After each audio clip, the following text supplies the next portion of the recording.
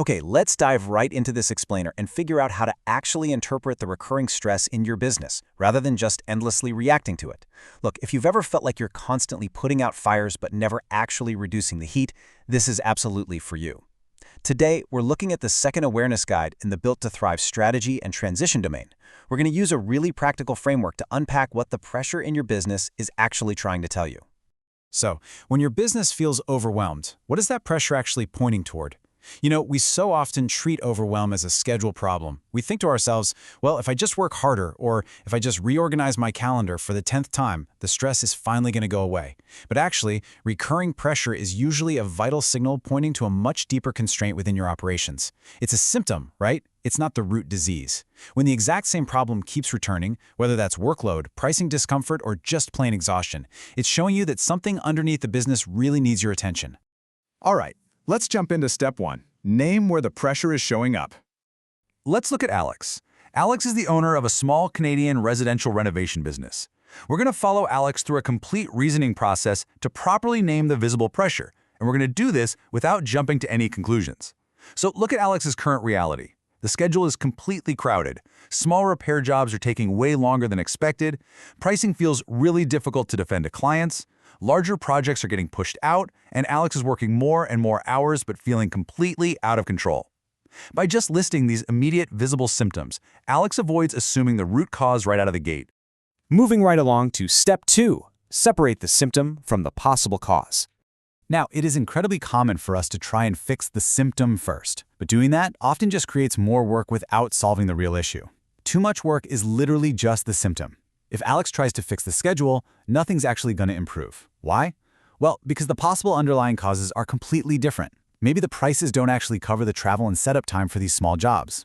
Or maybe Alex is accepting customers or jobs that just don't fit the business model anymore. There could be weak scheduling routines, or maybe the offer itself no longer matches the business's overall direction. The point is, fixing the calendar won't solve a pricing problem. Which brings us to step 3, identify the likely constraint. A constraint is simply the issue that is most limiting your useful progress right now. It might not be the only problem in your business, but it is for sure the one holding you back the most. So we have to look at the evidence. When Alex steps back and reviews the business, the financial records are actually totally fine. The main renovation workflows, they're functioning smoothly. Client demand isn't the problem at all. The strongest constraint, the real bottleneck here, is that small repair work simply no longer fits the business's pricing, capacity, and preferred direction.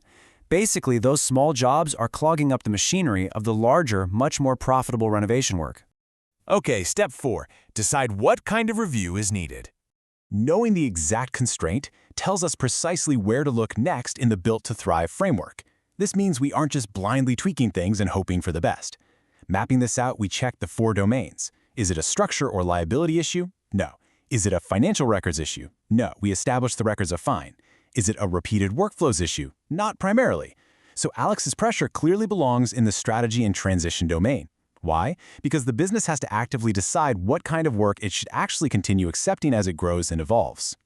Now for step 5, choose the first useful response.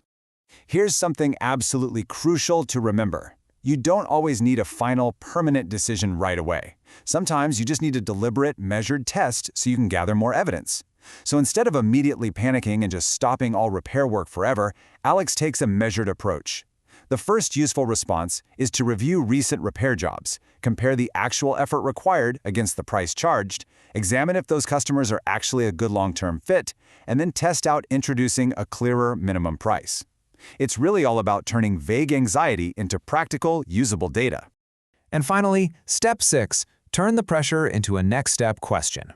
Let's take everything we've uncovered and distill it down into a strategy that actually gives you your control back. Here is the true culmination of Alex's exercise. Should the business keep small repair jobs, introduce a minimum price, limit them to existing customers, or just stop offering them completely?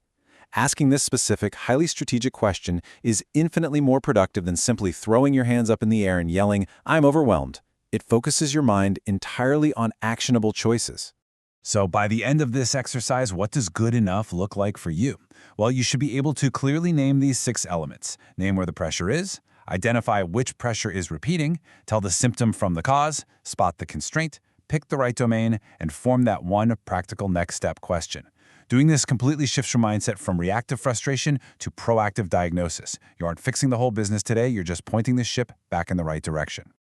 To run this for your own operations, grab the Business Pressure and Constraint Check tool to guide your next move. Remember, pressure is just information. Interpreting it before you act severely reduces your chance of fixing the wrong problem. We're going to see you in the next explainer, where we'll cover how to set a 30-day business focus. Until then, ask yourself, what is your current business pressure actually pointing toward?